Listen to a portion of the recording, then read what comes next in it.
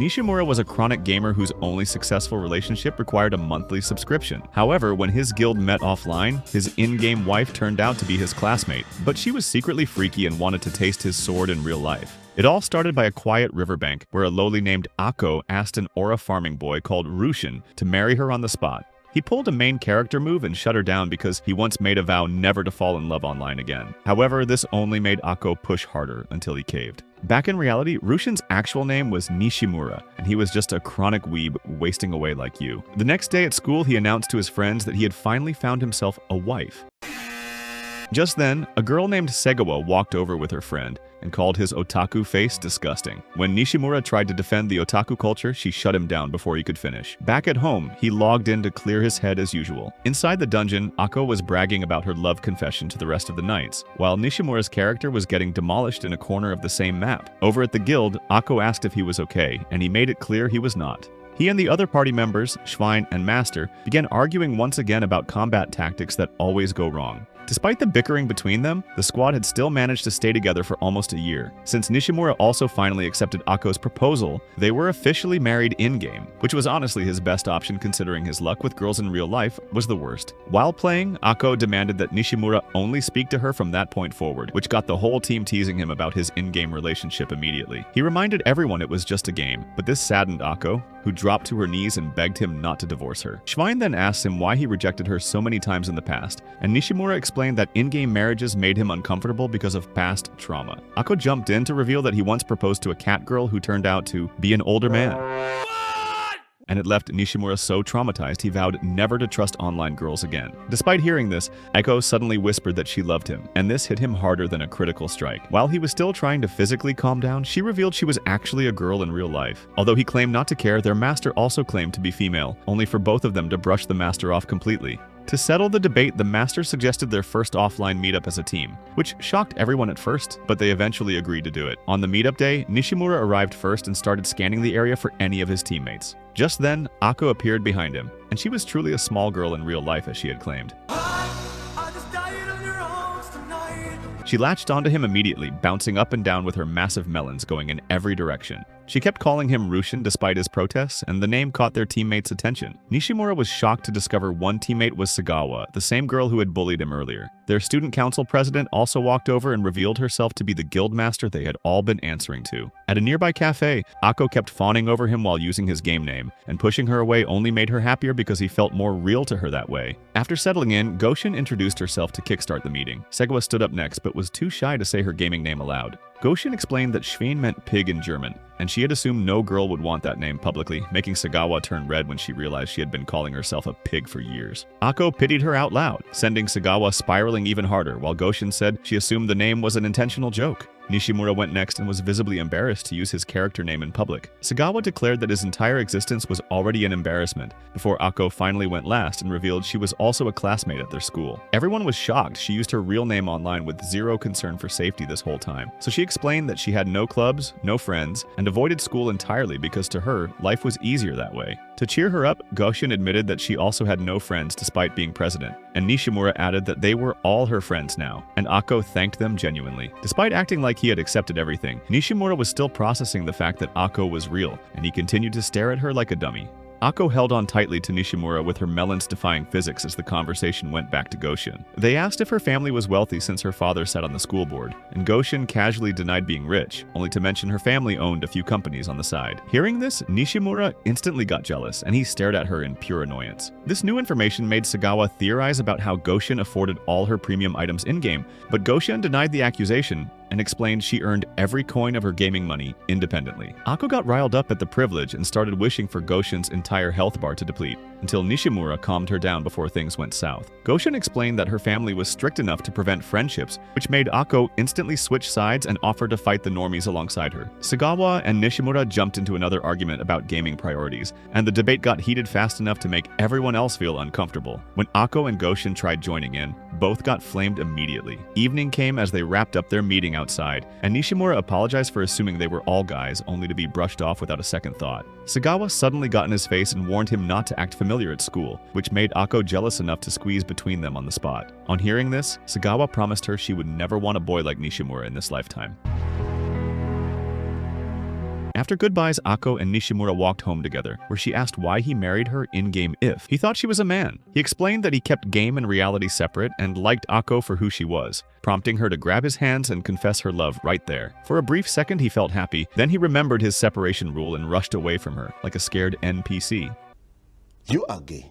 Back in his room, he logged in and fought monsters with the team, but couldn't stop imagining everyone's real-life faces overlaid on their characters. After clearing the monsters, they zoomed back to the guild hall where Goshin announced she was logging off and gave them permission to use her gamer tag at school. Segawa was fuming at the thought, only for Nishimura to remind her she was still in-game and needed to stay composed. Ako also announced she was leaving to take a bath and sleep, and the idea of her bathing made Nishimura briefly short-circuit. Left alone, he and Sagawa resumed their never-ending banter session, where she reminded him again to keep his distance at school, and he agreed without protest. She also warned him not to act friendly toward Ako to avoid rumors, and they both logged off shortly after. The next morning, Segawa greeted Nishimura, then immediately switched up and flamed him. He was still explaining the whiplash to his friends when Ako appeared at his classroom door, calling his gaming name while everyone wondered what a Rushin even was. Nishimura turned pale, but Ako ignored every signal and rushed straight to him. Hearing her affection, his friends asked if he knew her, and he denied it instantly. Ako kept pressing herself against him while calling him Rushin, leaving Sagawa frozen in her seat, trying not to physically disintegrate from embarrassment. He finally snapped and asked what she wanted, only for her to shyly mention she didn't get enough time with him the night before, and the Seuss way she rubbed her thighs together as she spoke made everyone draw the wrong conclusion.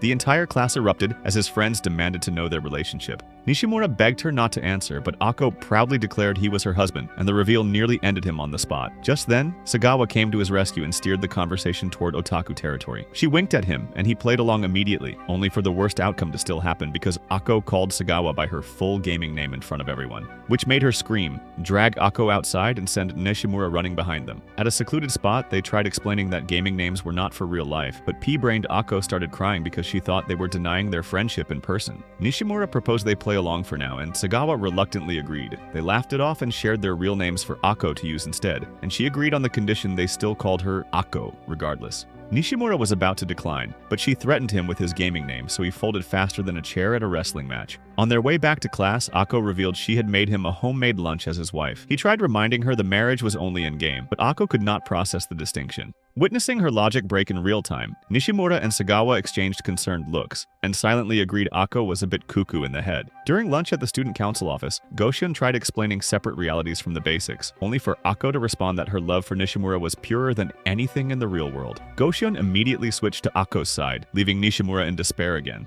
Goshin pointed out that Nishimura wasn't fully denying Ako's feelings either, and he admitted he understood her perspective since he was always protecting her in-game. Ako declined that as the basis of her love completely, since she fell for him because he stood by her no matter how many times she failed. Hearing this, Sagawa accused Nishimura of taking advantage of Ako's lowly nature, and he snapped. He claimed they were going to help Ako understand the difference between both worlds, prompting Goshin to immediately draw up a plan and propose a gaming club for exactly that purpose. Within days, she pulled her connections and filled an entire room with high-end equipment. Sagawa resisted until she saw the computers and heard about the perks, then gave in on the condition she could use her setup however she wanted. Nishimura promised to shatter Ako's perfect image of him in the real world, but Ako promised to prove her love ran deeper than any reality. Back at home that night, Nishimura logged in only to find out he was the only one online. While walking through the game's streets, he bumped into the same catgirl character that once traumatized him into his greatest trust crisis. Nekohime greeted Nishimura and expressed joy that he was still playing, while keeping up her cat persona. Instead of crashing out, this somehow made him realize he still found her cute, even if she was male. She had been away because real-life work got overwhelming, and only returned because someone randomly mentioned an update in the game. The next day, Ako was waiting at his desk like a companion at a save point. No matter how much he explained why it was inappropriate, she insisted on greeting him. Everyone was staring as Sagawa cringed badly in her seat, and when Nanako asked Sagawa if those two knew each other from a game, he acted completely clueless. Their teacher, Miss Saito, noticed Ako leaving the class and summoned Nishimura outside, where she wanted to know if they were dating. He denied it immediately, leaving the teacher to settle for asking if they were friends and requesting he be kind to Ako. Goshin suddenly appeared mid-conversation and asked the teacher for a referral to support their club, but she declined since she had other duties. During their club meeting, Goshin geared everyone up for a volcanic dungeon battle, only for Nishimura to pause when he saw Ako wearing water-resistant gear to a volcano escapade. She had picked it because he gave it to her and she thought it was cute, so he and Sagawa had to immediately re-equip her with proper gear. The fight went badly that day because Ako forgot the game controls mid-battle and almost sent the entire team back to the lobby during the chaos. Nishimura and Sagawa were beyond frustrated with the results, and they all agreed that playing together in person was harder than playing online. On their walk home, Nishimura said he was glad she was attending school more, only for Ako to respond she didn't care about graduating because she expected him to support her. He called bull and casually mentioned he'd prefer if they both worked, and Ako was overjoyed because that sentence confirmed he saw a future with her. Her teasing actually made him laugh, and they stopped at a store for drinks. As they stood together and drank in the sunset, Ako asked if they looked like they were hitched. Nishimura tried shutting it down, but he almost called himself her boyfriend in the process.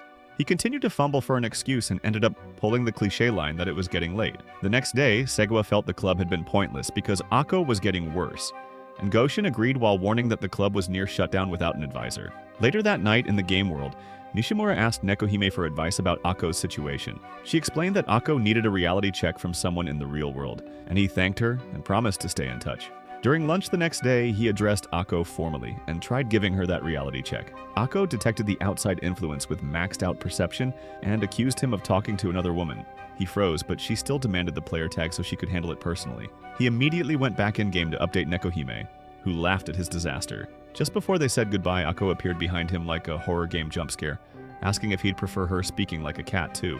He promised her Nekohime was just an acquaintance, and he reminded Ako that Nekohime was the person he once proposed to. Hearing this, Ako felt cheated on and declared she would fight for her marriage, and she vanished before he could stop her. The next day, Ako skipped school entirely without warning anyone. During their break, she logged in from home and announced she had an offline meeting to attend. She planned to meet a male stranger from the game who was apparently Nekohime, and the team was immediately worried about her safety.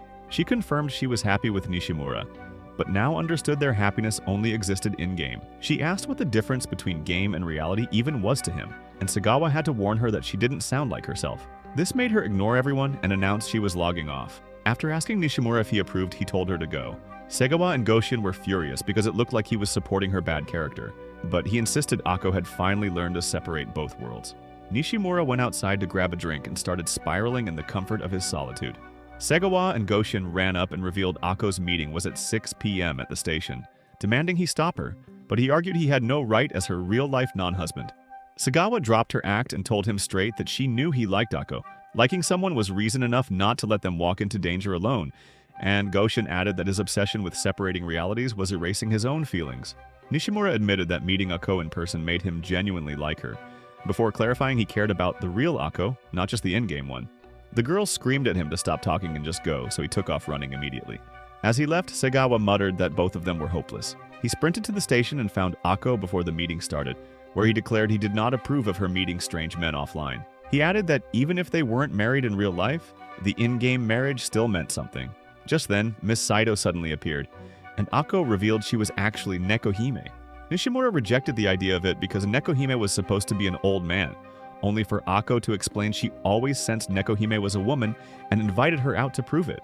Once she confirmed this was true, his brain almost shut down because accepting it meant he once proposed to his teacher. She then explained the complications were exactly why she hid behind the cat girl persona. Hearing all this, Ako called Miss Saito an enemy combatant for messing with her husband's heart. She pulled out a stick and charged, only for the teacher to knock her out with one clean hit. Back at school, Miss Saito became their club's official advisor, since Goshin had used the chaos as leverage to threaten her into accepting. However, Ako was still furious because she believed the teacher wanted her man. The teacher's one condition for being their advisor was that every member had to attend school consistently. Ako was about to resist, but one grunt from Nishimura made her submit immediately. They were all happy until Ako demanded he visit her house to greet her parents, and when he declined, she threatened to visit his house instead. At school the next morning, Ako mentioned she had forgotten her wallet at home, and casually offered to sell in-game items for a drink. Nishimura then reminded her that digital items could not buy real beverages no matter how rare they were. Later that day, during their club meeting, the entire group admitted they sometimes forgot they were even in reality. There, each member confessed to accidentally trying game commands in everyday life. Miss Saito was shocked by the confessions and insisted that kind of behavior was nowhere near normal. Mid-lecture, however, she accidentally slipped into her catgirl voice, then excused herself faster than Minato's flash before anyone could process what they had just witnessed. Goshin broke the awkward silence by proposing they open 100 mystery boxes in-game together, and offered to fund the entire pull herself. After school that day, Ako walked home alongside Nishimura with her head down the entire way. She was upset about not pulling a single gift item from the boxes, prompting him to try cheering her up before she declared she wanted to log out of life entirely. He offered to buy her ice cream instead, which somehow restored her mood to full capacity instantly. The next day, Nishimura's friends teased him about Ako the second he stepped into class. Sagawa walked in shortly after, and the moment he tried to greet her, he shot him a death glare, leaving Nanako to apologize on her behalf and reveal that Sagawa was simply in a foul mood. Hearing all this back and forth, his friends were jealous he could suddenly talk to multiple girls at once. They quietly plotted to tell Eiko he was two-timing her, and she appeared at the door right on cue like she had a tracker on him. Later in the club room, Ako walked in looking completely drained of life force. She ran straight to Nishimura and begged him to save her from her classmates, who had apparently been watching her all day and asking nonstop if she had a boyfriend. Ako was certain they were picking on her, but Sagawa explained they were probably just impressed by her sudden presence. Nishimura looked to Goshin for advice, only for her to admit she had nothing useful to offer because nobody dared speak to her in the first place, leaving her unable to relate to common people problems. Just then, Nanako knocked on the door and walked right in without waiting. Sagawa panicked on the spot, prompting Goshin to speak up with their club name while casually calling Sagawa by her full gaming name in front of Nanako. Nishimura confirmed they all played together as a unit, but Sagawa denied being a real member of anything and shoved Nanako out of the room before collapsing in despair. Later that night, only Nishimura and Ako happened to be online together. They adventured through an underwater city side by side and ended up swallowed whole by a massive whale. Back at the city after escaping, Ako mentioned the whole trip felt like a honeymoon, prompting Nishimura to correct her on the spot and suggest calling it a date instead. She started telling a wildly dramatic version of how they first met, but he cut her off because the real story was far simpler than her fanfic version. He had noticed she was lost in the game one day and helped her find her way out, and from that moment on, she started following him everywhere until they eventually became friends. Ako called the whole thing love, while Nishimura calmly called it an extreme level of stalking. A roadside inn caught Ako's eye soon after, so they ducked inside to explore the place, only to spot two characters on a bed deep in the middle of something private. Ako asked what was going on between them, while Nishimura stayed completely silent and stared at her painfully innocent face. Ako then declared she understood the situation perfectly and asked if they could do what couples did online. Hearing this, she started describing exactly what she wished he would do to her, in terms that would make a dating sim protagonist blush. He got so flustered he yelled at her to stop immediately, and shortly after they left the building, and Ako apologized for going too far. Just then, Miss Saito suddenly appeared and greeted them both with her usual cheer. Before she could explain her presence, several thug-looking players stormed onto the scene threatening Nishimura. They turned out to be from Miss Saito's old guild, and they pledged their undying protection over her like she was a holy artifact in need of bodyguards. Nishimura immediately took the hint, grabbed Ako by the arm, and left. On their walk through the forest afterward, a random girl fell out of the trees covered head to toe in tentacled creatures. Nishimura instantly switched to battle mode and sliced them off cleanly. Afterwards, the woman thanked him over and over, and her newbie playstyle made him check her stats out of curiosity. Her name was Sete, and she was delighted to meet him, prompting Ako to immediately demand to know if he was already acquainted with this woman, and started glaring. Hearing the accusation, Nishimura denied all cheating and declared that a husband's loyalty should never be questioned in his presence. Seti asked him for some game advice, and Nishimura was already running through ways to help her in his head. Ako warned him not to adopt her just because she was new, but he helped Sete with the basics anyway, and Ako stood on the sidelines feeling left out of the moment. The next day, Segawa was in a great mood because Nanako had promised to keep her secret. Just then, Goshin kicked the door open and scared Sagawa senseless without even trying. Moments later, they all logged in together, only for Seta to suddenly appear inside the guild. She ran straight to Nishimura and grabbed his arm in a Seuss way that made everyone freeze in shock.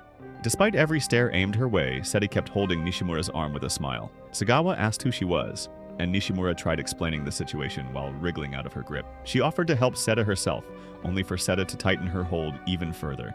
On the sidelines through all of this, Ako watched the entire exchange in complete and terrifying silence. The next day, Ako proposed they play a different game entirely, prompting Goshin to suggest a gun-based game called Ultra Force and tell her to imagine the enemies as normies. Hearing this, something activated deep in Ako's soul and she locked in immediately. They were all shite at the game, but Ako had crazy natural sniping skills and protected Nishimura through every round, thrilled to be gifted at something for once. When they got home that evening, she made him play with her almost all night.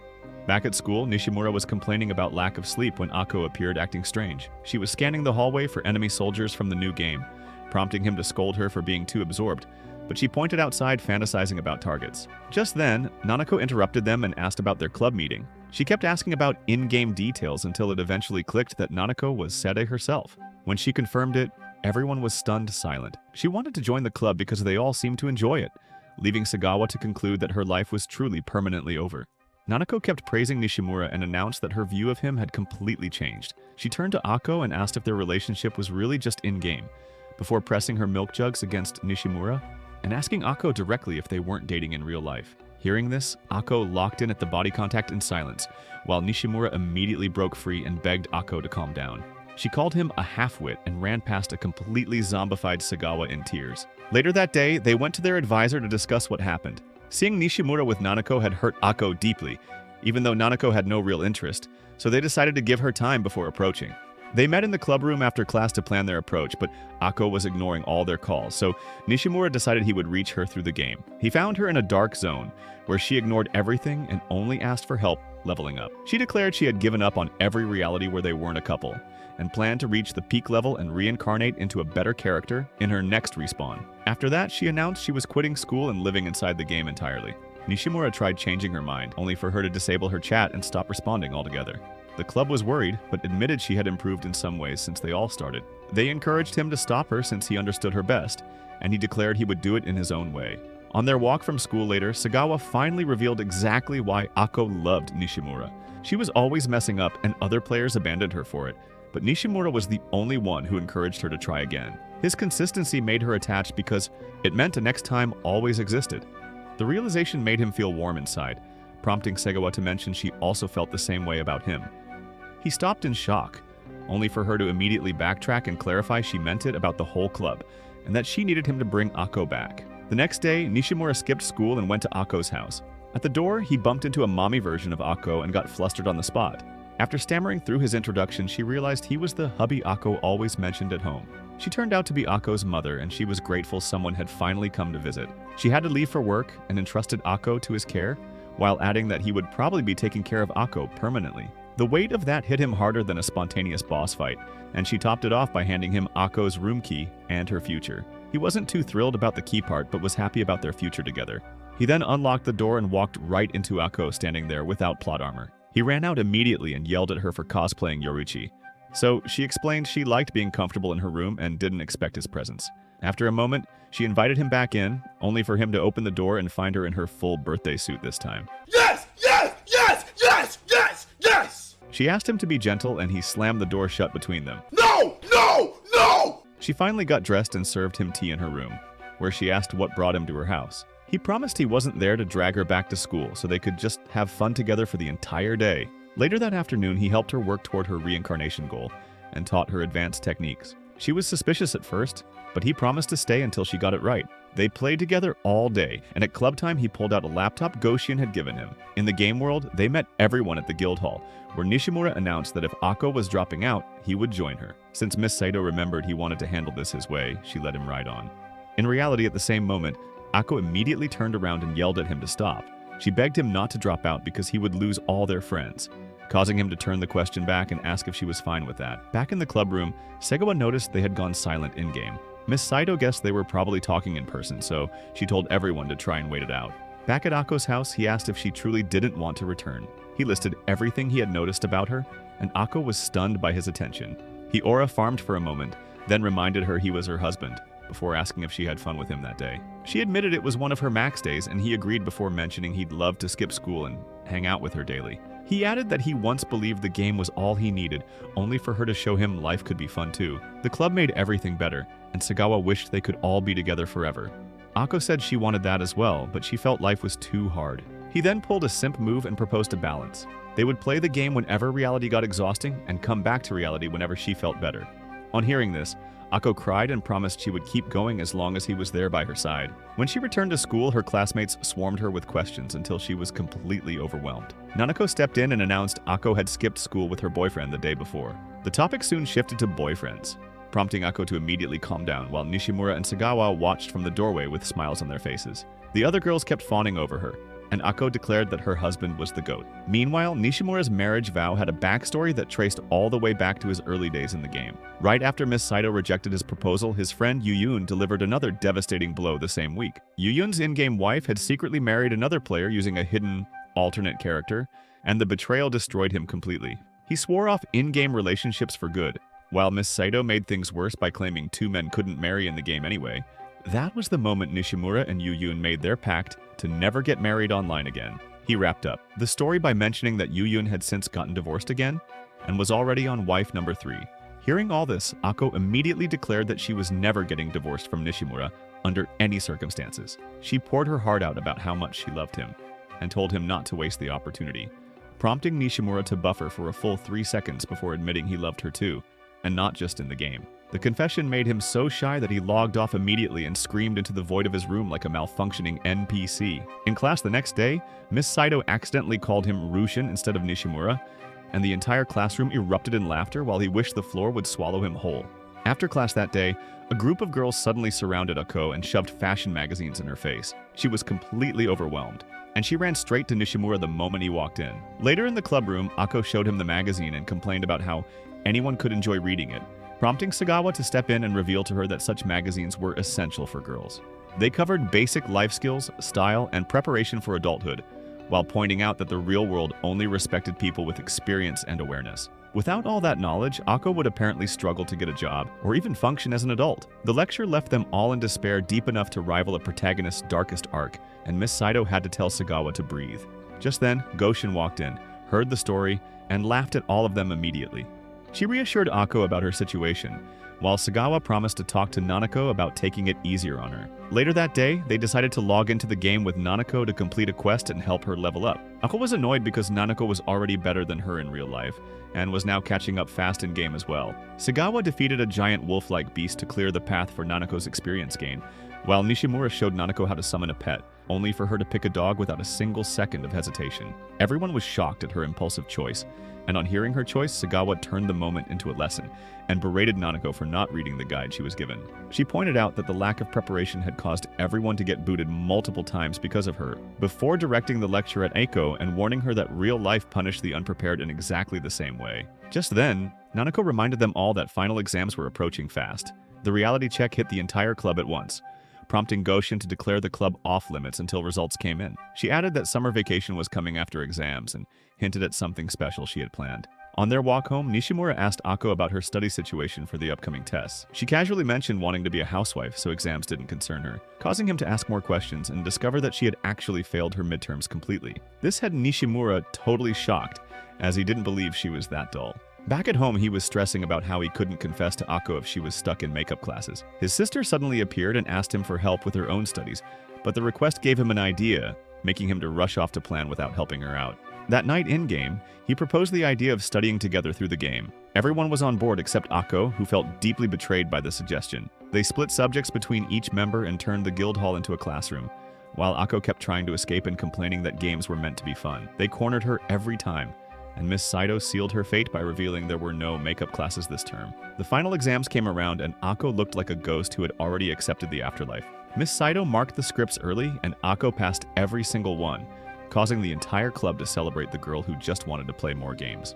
After the celebration, Nishimura asked Goshin and Sagawa to stay behind for advice. He nervously asked them how he should confess his love to Ako over summer break, only for them to ignore him the first time. When he asked again, they admitted they had heard him perfectly, but thought the answer was obvious since he and Ako had been basically married already. He confessed he had never proposed to anyone in real life and needed actual help, prompting Sagawa to admit she only had experience rejecting people, which was useless. Goshin finished the conversation by saying none of them had any experience with love at all.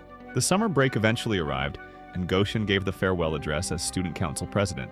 At their final club meeting, she revealed she had planned a gaming camp with outdoor activities to keep them physically active, while Miss Saito announced she would join them as their club mentor. On the walk home, Ako asked Nishimura what kind of swimsuits he preferred, and he got flustered immediately. When they got to a park, he suggested they stop at a bench under the sunset.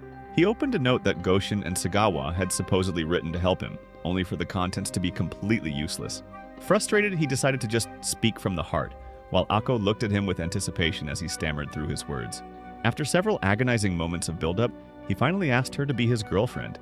Ako smiled warmly for a second, only to hit him with a rejection colder than an ice-type move at point-blank range. At the train station around 6 in the morning, Goshin, Miss Saito, and Nishimura met up to start their trip. Nishimura was barely functional, causing Miss Saito to accuse him of gaming all night. She explained that her college wrestling team always woke up at that hour, which was why she was wide awake at 6 in the morning. Just then, Goshin spotted Ako and Sagawa approaching from a distance. Ako was so sleepy that she fell directly into Nishimura's arms and stayed there. Sagawa looked furious and scared him, so she clarified that the anger was just her sleepy face. Goshin officially opened the camp and reminded them the purpose was improving physical strength for gaming. Akko was dozing off until she heard the words, "no internet connection," which made her snap awake like her life was in danger. Goshin announced it was a 24-hour offline camp, and Akko's soul left her body on the spot. On the train, Sagawa kept hitting her head on the window while trying to sleep, while Akko simply used Nishimura's shoulder as a pillow and drifted off peacefully. Before the trip itself, Goshin had explained the real strategy to Nishimura and Sagawa privately. She believed Akko only escaped into games because real life was never fun enough to compete, so making reality more interesting would naturally pull her toward looking forward to it. She added that a perfect summer with a perfect confession combo would change everything.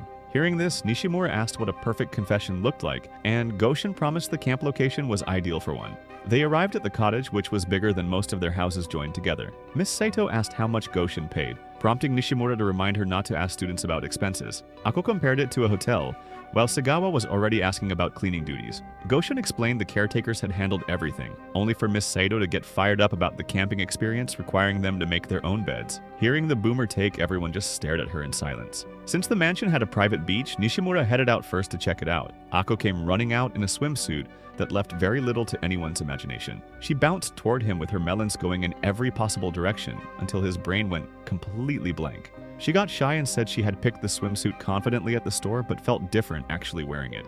In response, he complimented her and told her she should be proud, which gave her enough confidence to smile at him. Just then, Goshin and Sagawa showed up, and Sagawa immediately asked if Akko had applied sunscreen to her pale skin.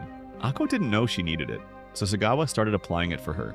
Akko was too ticklish and couldn't stop laughing like a character stuck in a loop. Goshin then offered to help Nishimura with his sunblock, and all three girls pinned him down and covered him completely. He accused them of taking his innocence, only for them to insist he should be grateful. Once Miss Saito arrived in her swimsuit, they officially started the day at the beach, and they all enjoyed it separately as usual. Akko and Nishimura lazed about, while Sagawa went snorkeling and Goshin swam full laps.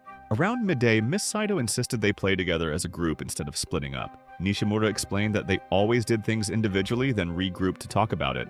But Miss Saito refused to accept that and ordered them to try actual group activities. With so much more insistence from her, they caved and played beach games together, even building a sand figurine using Sagawa as the model. Evening rolled in, and they all went to bathe. While Nishimura was soaking, Akko burst in and asked to join him, while watching tiny Nishimura swing about. Unfortunately, Sagawa caught her mid-invasion and dragged her away, despite her protest that things were just getting to the good part.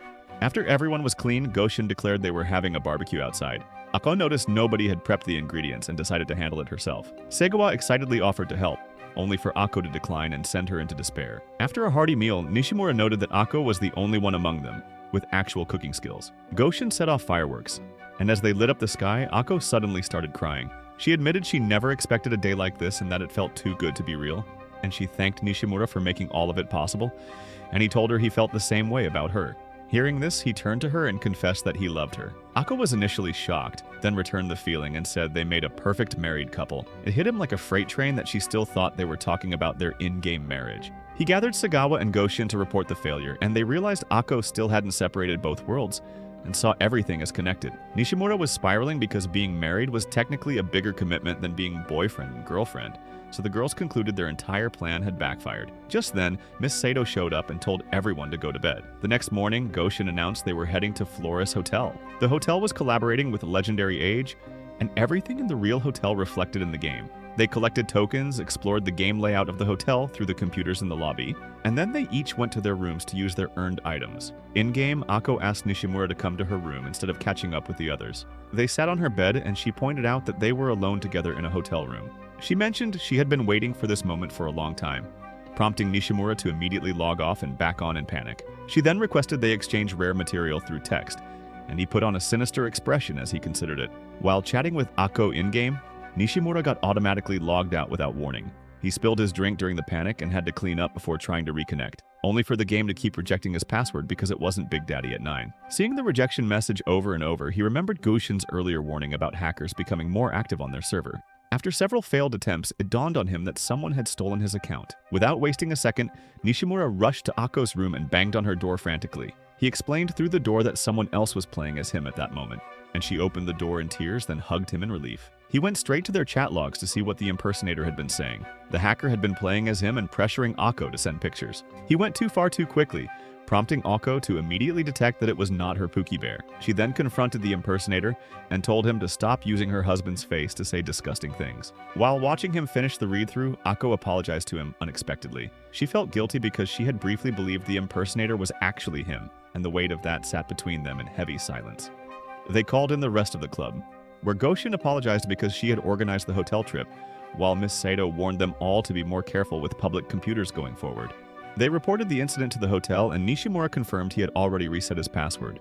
After investigating, they figured out the hacker had used a phishing page at the hotel lobby to steal his credentials. The fake site had captured his login before redirecting to the real one, and when they checked the damage to his account, everything had been completely erased. Hearing the news, Akko immediately started crying. Hearing her sobs made him assure her that he was still her husband, even without the character data. He planned to buy back whatever items the hacker sold before they disappeared permanently, so they all split up and searched shops and stalls for his stolen gear. Left alone, Akko asked what his next move was. He mentioned having a well-connected friend called the Black Magician who could help track things down. In-game, he visited his friend's fortress using a backup character, where the Black Magician was aura farming on his throne like a final boss between phases. After hearing the situation, he agreed to help without hesitation.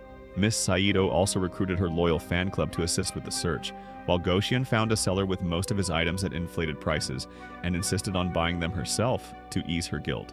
A message arrived saying someone had found his wedding band while slaying a monster, which made both Akko and Nishimura genuinely happy. While getting drinks with Goshin, Nishimura opened up about his real frustrations. He wasn't actually angry about losing his items or his character being erased. He was furious that someone had impersonated him and spoken to Akko like dirt while wearing his face, and he also felt uneasy about how fragile their online relationship could be. Goshin reminded him that Akko had recognized the fake through plain text alone, so their connection wasn't fragile at all and was deeper than most real-world relationships. Meanwhile, they discovered the hacker had been bragging about his exploits on a personal blog. The Black Magician shared the link, and seeing the post about Nishimura's account made them all furious. The hacker also dealt in real money trading for game items, which violated the terms of service. Hearing all this, Nishimura revealed he had a plan, and they spent 3 sleepless nights building a fake trading website to trap him. Akko showed up at his door with food because she knew he was working hard, but he accidentally slammed the door in her face from reflex before immediately apologizing. She brought up their marriage, and he broke the news that his character deletion had automatically annulled it. Akko screamed when she learned they were technically divorced, only to calm down when he clarified they were now just friends. She was still upset, but handed over the food she made specially for him. She also reminded him to take care of himself, because that was her #1 rule. Looking at her earnest face, he couldn't help mentioning she sounded exactly like a wife at that moment. The trap went live during their next club session, where the hacker Bond showed up for the trade as expected.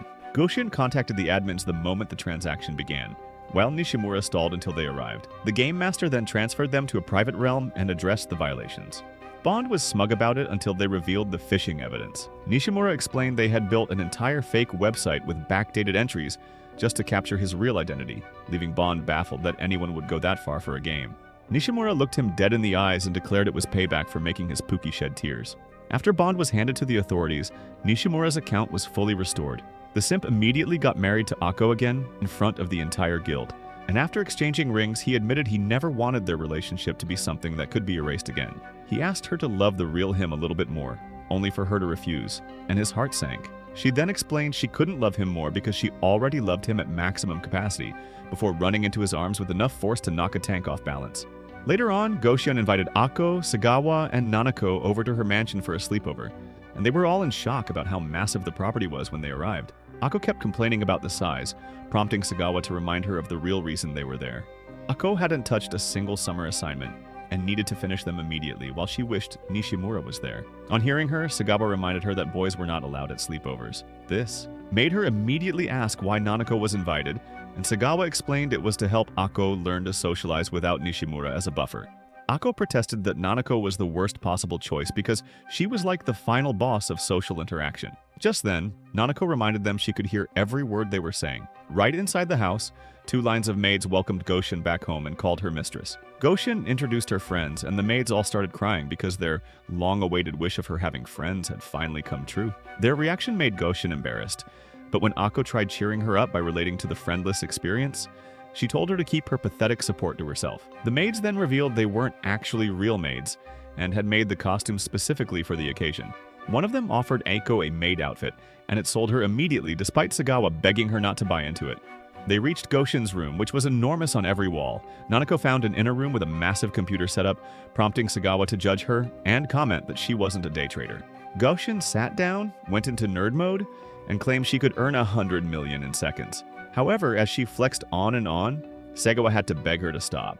After settling in, they sat down to do homework, and Ako immediately started complaining. Sagawa asked how she had already forgotten everything, and Ako explained she let the information rot in her brain until it withered completely. Eventually, Ako excused herself to the bathroom, and Nanako volunteered to escort her, because she also needed to go. Sagawa agreed because Ako was a flight risk, and when Goshin backed her up from the other side, a defeated Ako budged and allowed Nanako to follow her. After the bathroom trip, Ako wanted to explore the mansion instead of going back. Her gamer instincts demanded she find the full map before doing anything else. They soon found a dark room, where Ako spotted a book out of place on a shelf. Nanako insisted it was real life and not a game with hidden triggers, but Ako pushed the book anyway, and the entire shelf slid away to reveal a hidden chest. Inside was a photo album of embarrassing childhood pictures of Goshin, only for the maid to appear from the shadows and announce that since they had discovered the album, they would have to join the Mistress Admirer Society. They both screamed immediately and sprinted down the corridor like two characters running from a dungeon boss. Back in Goshin's room, Sagawa admitted she wished Nishimura was there because he would know how to handle the chaos. Goshin pointed out that he would be shocked to hear that since everyone assumed Sagawa treated him like an insect. This only made Sagawa flare up, and she had to ask if she really came across that harshly. In the unnecessarily large bathroom, they all prepared to bathe together. Ako was shy about entering, and when Nanako started dragging her inside, Ako blurted out that she promised Nishimura he would be her first bath partner. Sagawa reminded her they had already bathed at the beach camp, leaving Ako to sadly accept there was nothing holding her back anymore. During the bath, Sagawa realized her proportions were significantly smaller than everyone else's. Ako suggested she customize her character differently next time, prompting Sagawa to remind her that real life didn't have a customization screen. Hearing her excuse, Goshin claimed that diet, exercise, and sleep could change proportions over time. Just then, Ako decided she needed to video call Nishimura to broadcast herself live so he could confirm whether he liked her body. They were about to let it happen before realizing what she was actually proposing. They quickly chased her around until Nanako grabbed the phone and ended the call, and Goshin was relieved Nishimura had the awareness not to answer in the first place. At bedtime, they discovered one bed could comfortably fit all of them, which shocked them all. However, Goshin admitted she never noticed, because they were the first people she had ever invited over. She thanked them sincerely, and Sagawa had to remind her they were friends. Hearing this softness in the air, Nanako asked Ako what she thought about Nishimura in real life, since they were only married in-game. Everyone admitted they were too scared to ever ask that directly, only for Ako to respond by asking if it was cheating for a married person in real life to marry someone else in a game. They all agreed it was, then realized Ako had reverse-engineered their own logic to trap them. Feeling exposed, they decided to call Nishimura for backup, before logging in and finding him at the guild hall. There, they started complaining immediately, but Ako protested that they were being mean. Some time ago before Nishimura joined his current guild, he used to run quests with random pickup parties. On one run, a solo healer named Isana insisted she could handle the entire party's health solo, only for them all to die because of it. Looking back, Nishimura regretted not speaking up from the start. Months later, he bumped into Isana again on another quest. This time, he told the team not to burden her, because one healer was never enough, and she thanked him for saying what she couldn't say herself. Back in the present, Ako heard the story and concluded he was bragging about an ex-girlfriend. Nishimura was stunned that was her only takeaway from the entire lesson, prompting him to explain that some people found it hard to ask for help, and some people needed help asking for help. He then asked if she could help him tell everyone at school they were dating and not married. Ako laughed and called him hilarious, not realizing he was dead serious and not joking in any capacity. When school resumed, there was a heat wave that nearly ended Nishimura before the first period. Suddenly, Sagawa appeared and pulled him out of class by the neck without explanation, and she confessed she didn't know how to act normal in school anymore. Nanako showed up and jokingly asked if they were having an affair, prompting Nishimura to beg her not to say things like that because Ako would implode. Nanako suggested they just stop pretending to hate each other in class, only for Sagawa to tell her to mind her business and chase her off. Just then, Ako called Nishimura and asked why nobody was logged in. She didn't even know school had started back up, so they dragged her to the assembly where Goshin gave the opening address as president. Ako snuck in late, and Nishimura commended her for showing up regardless. Later, at club time, they all settled into their gaming stations. Sagawa asked how much of his stolen gear he had recovered, and he admitted it was only about 20%. Ako immediately read between the lines and pointed out he was probably using the rebuild as an excuse to get better gear. Nishimura couldn't deny it and called her intuitiveness painful. At that moment, Sagawa had to scold him and order him to just buy his old stuff and be useful again. Just then, Miss Saito walked in and asked what the second school term meant to them. They all answered with gaming-related events, which wasn't what she meant at all. She reminded them about the cultural festival, and when they showed zero excitement, she questioned whether they were actually high schoolers. Hearing the silence, Goshin stood up and explained that their club needed to show a result at the festival. They tried brainstorming displays, but the only achievement they could present was Akko coming to school. Akko felt like she was being put on display at an exhibit, causing Goshin to propose a better idea. Their guild would compete in the game's Siege Battle event and win ownership of a castle while using the school logo as their team emblem and photographing it as proof of their achievement. On the walk home, Akko admitted she wasn't excited about the festival itself. When Nishimura asked why she looked happy regardless, she explained that she loved walking home with him every day. That evening, they logged in for player versus player training. Akko and Nishimura were supposed to spar, but neither could bring themselves to attack the other. They kept making excuses until Sagawa lost patience and charged at Nishimura herself, only for him to deflect her strike and defeat her quickly. Just then, Akko buffed his stats mid-fight, and he launched Sagawa into a wall. Next, Goshin challenged Sagawa to a match. She opened with a massive long-range attack that completely missed, prompting Sagawa to phase in front of her and pummel her into the ground before she could fire a second shot. Goshin then fought Nishimura and lost in seconds without landing a single hit. She challenged Akko next, and Nishimura coached her to a quick victory. Hearing the results stack up against her, Goshin was baffled about losing to everyone despite being the strongest on paper. This made Nishimura explain that while her magic-based build was useful for party raids, it was terrible for player versus player combat. The next day, Goshin confirmed through deep research that her character was useless for siege battles. Sagawa had also tested herself against experienced players and got wiped out. They tried finding solutions but couldn't come up with anything solid. Goshin declared they would just try their hardest through the remaining 3 siege battles. Their first battle arrived, and they watched another guild charge in ahead of them. That guild got obliterated in less than 10 seconds by the castle's current owners. Akko wanted to surrender immediately, but Goshin insisted they still try, only for them to charge in and get wiped out just as fast. Despite the embarrassment, they kept attacking with no death penalty to worry about. After repeated defeats, Goshin tried using her premium items, prompting Nishimura to remind her those were banned in siege mode, which got her eliminated alone. While discussing how this would finally cure Goshin's pay-to-win addiction, Miss Sato's fan club suddenly appeared. They declared they were taking the castle in her name, despite Miss Sato screaming that she never asked for that. The team was surprisingly powerful and actually captured the tower briefly. A stronger guild then pushed them off the leaderboard shortly after, prompting the club to return to their guild hall and regroup. At school the next day, Akko's screaming interrupted everyone working on festival preparations. Nishimura and Sagawa rushed to her classroom to find out what happened. Her class had changed their festival event to a maid cafe and put Akko in charge because she was an otaku. Akko protested that she was a housewife and not a maid, prompting Nishimura to remind her she wasn't a housewife either. Sagawa suggested asking Goshin for costume help, and they all promised to support Akko however they could. After that, Nanako was officially invited to join the club, and Goshin ordered new computers for her and Miss Saito. They needed every member available to win the siege battle, and Miss Saito watched and wished they put the same energy into the actual cultural festival.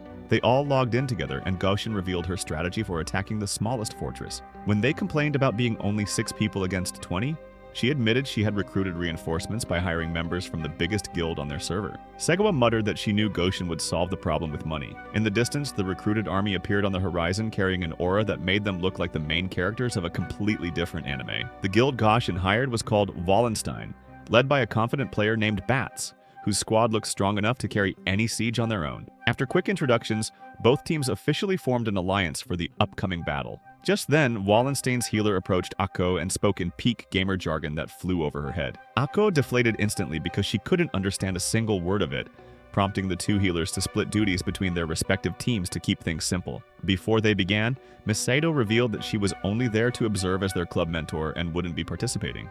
Bats then instructed Nanako and Sagawa to handle basic support roles around his squad, leaving Sagawa visibly annoyed at being reduced to background decoration. Bats went further and declared the rest of them should just exist nearby while Wallenstein did the work.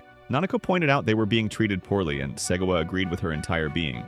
But Nishimura held back his frustration and suggested they give the alliance a benefit of doubt.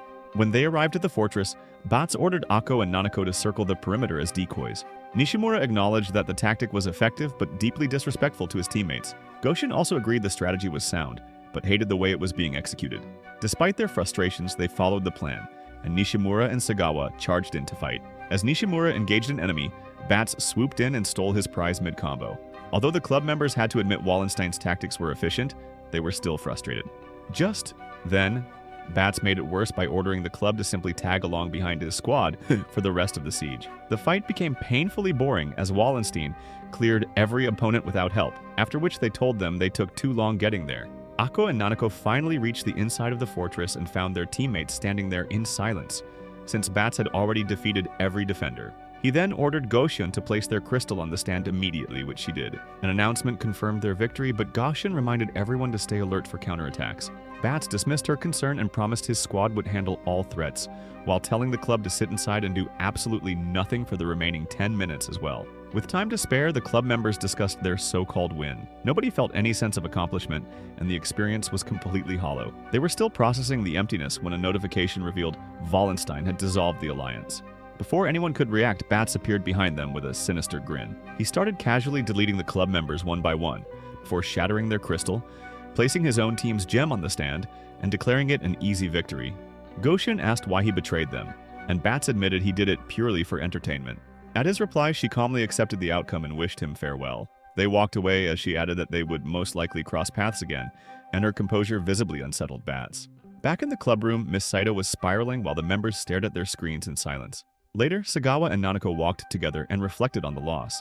Sagawa admitted she was almost relieved they lost the fortress that way, because winning with Wallenstein never felt like winning. She had accepted the loss, but being used as a pawn was pure rage bait. On the walk home, Akko was mentally absent and barely responding to Nishimura. He asked what was wrong, and she surprised him by saying she wasn't sorry about the loss. She was deep in the dumps because she couldn't do anything during the battle and felt completely useless.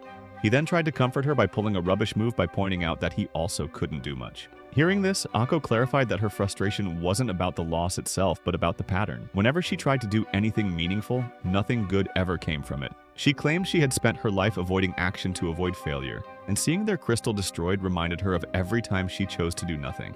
Nishimura immediately became all poetic and declared that her regret was actually fantastic. She was confused, so he explained that she used to run from everything unpleasant without looking back. The fact that she now felt regret meant she had grown far beyond where she started. He reminded her they had one more siege battle left, and she promised to try harder. The next day, Nishimura visited Goshen in her office and teased her by using her title. She told him to use her first name since they were friends, prompting him to do exactly that, but she ended up freezing completely and turning red.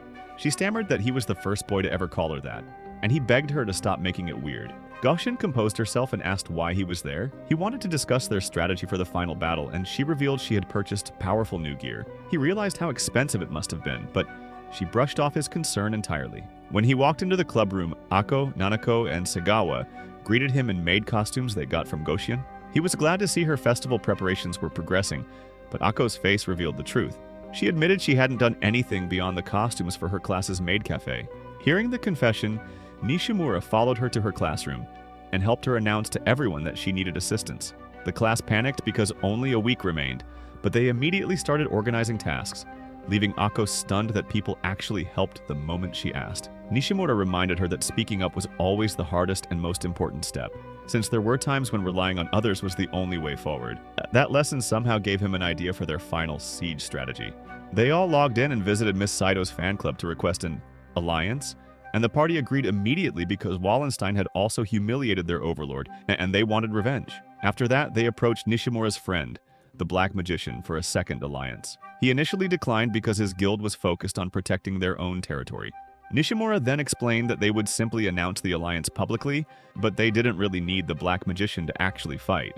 His friend agreed because the arrangement had zero risk and maximum entertainment value. With new gear equipped, they trained together in an arena and looked like an entirely different squad. The Black Magician visited and applauded their upgrades before asking Goshen what her new items cost. She explained that anything affordable within her lifestyle was essentially free, and the logic made everyone laugh. The time came and Goshen stood before her assembled army of gamers and laid out their objective. They needed to capture the fortress, defend it from Wallenstein, and hold it until time expired. The others thought the plan sounded insane, but Goshen assured them it was doable with their combined forces. Sagawa questioned whether they should even negotiate with Wallenstein, only for Goshen to argue it made strategic sense. Just then, Nishimura and Akko started blaming each other about some parts of the plan, but nobody gave a hoot about their bickering. The conversation then shifted to defensive strategies for when Wallenstein inevitably came for revenge. Hearing the call to formalize, they summoned a medieval-style press conference where Goshen announced their merged team name. The Stray Cat Princess Elite Guard was now officially in the fight, and she was completely serious about the name. The announcer declared the next siege was about to commence, and Goshen rallied her troops. They arrived at the castle only for Nishimura's friend Yu Yun to report that another guild had beaten them there. Emperor Sword had already captured the fortress before they could make their move, so Goshen ordered an immediate shift from defense to full aggro moves. They brought in a battering ram that looked like it belonged in a mech anime and smashed through the gates. The entire squad charged in and engaged Emperor Sword in a chaotic battle inside the walls, while Nanako cheered them on from the sidelines as the fighting intensified. They found themselves outnumbered and outmatched during several battle waves, so Nishimura was desperate for more frontline support to prevent them from getting overwhelmed. Nanako suddenly announced that the Black Magician's forces were on their way, only for her to realize she pasted it in the wrong chat room. The team immediately scrambled to cover her mistake and yelled that it was simply a bluff. Hearing them panic, Emperor Sword's members burst into laughter at the failed deception. Their laughter created an opening, and Sagawa cut through them before their yappers went shut. With the gate cleared, Goshen ordered her team to storm the interior and wipe out every defender, and shortly after the club took control of Fort Cantor and switched to defense. Emperor Sword charged back in to reclaim their territory without hesitation, causing Goshen to summon a meteorite with Akko's support and send Emperor Sword back to the Stone Age in one blast. With the fortress now theirs, they had 10 minutes to defend before the real threat arrived. Wallenstein soon approached the castle slowly and deliberately for maximum effect. Bats was at the front, and his squad carried themselves like they already owned the place. Goshen gave her team instructions to defend the main entrance, only for Wallenstein to cut through every one of them like they were practice bots. After breaching the front gate, Bats spotted Sagawa's attempted ambush before it even launched. Her squad had no choice but to engage head-on and got eliminated almost instantly. Refusing to go down quietly, Sagawa chugged every recovery item she had left. She dropped several Wallenstein members before Bats personally ended her run for a second time, while Wallenstein pushed deeper through the castle without taking any real damage. They reached Nishimura's position, and Nanako gave her life to force Wallenstein into burning their cooldowns. Just then, Miss Sato's fan club sprung from hiding spots around the room and took down 3 of Bat's squad before their defeat. Wallenstein's tank engaged Nishimura in a one-on-one duel to prevent him from reaching the throne room. As panic spread through the team, Goshen stepped forward and declared she only needed to hold Bats off for 1 minute. Bats swung at her repeatedly, but every strike phased through her healing barrier. Realizing he couldn't break through alone, he called out to his teammate Koro to throw a stun attack, prompting Nishimura to try and intercept Koro, only to be too weakened from the tank fight. Goshen was wide open for the stun until Akko threw herself in front of the attack chest first. She absorbed the full impact, and the delay gave Nishimura enough time to eliminate Koro. Bats was now alone against Goshen, with seconds left on the clock. He swung desperately, but couldn't land a single hit before the timer reached 0. The announcement confirmed the club as the new lords of Fort Cantor, and they all erupted in celebration. Just then, Bats interrupted the celebration by accusing Goshen of using drops of a godly liquid to sustain herself. Each one cost 10 million in-game currency, and the accusation shocked everyone. Goshen admitted to using nearly 500 bottles throughout the battle, prompting Bats to declare she was insane for spending that much on a fortress worth less than 5 million. Goshen replied that it was worth every coin because she spent it for her game buddies, and then she added it was the second best use of money she ever made. Bats stated that he found her brand of insanity strangely attractive before leaving with his squad. Back in the real world, Nishimura asked what her first best purchase was. Goshen patted her gaming setup with genuine affection and called it her greatest partner. Without missing a beat, Nishimura turned to Akko and congratulated her on the victory. He then reminded her that the cultural festival was starting, and she went completely speechless. The festival itself was a max chill event filled with laughing, eating, and hanging out together. Sagawa even split some of her food with Nishimura without being hostile about it. Nishimura found Akko yeeting from her maid cafe post and convinced her to go back. She greeted him warmly and he called her his wife in front of every person within earshot. After cleanup, Akko and Nishimura returned to the club room alone, so she asked for the reward he promised her. Even though he clarified he meant an in-game reward, she insisted he said anything she wanted. She leaned in close, and he leaned in to meet her halfway. Their lips were centimeters apart when the door burst open with Goshen, loudly discussing patch notes. Nishimura immediately denied everything, and it made Akko call his bluff. Miss Saito warned them that unholy behavior was banned on school grounds, so Nishimura kept denying, only for Akko to insist that the game and reality were the same, and she should be able to collect her reward anywhere. While the others watched with warm expressions, the two of them kept arguing about where the line between the game and real life actually stood. Do you think Akko will ever truly separate the game from real life? Or do you think Nishimura secretly hopes she never does? If you got this far, comment game versus reality. Also, don't forget to check out the next video because it's coming really soon.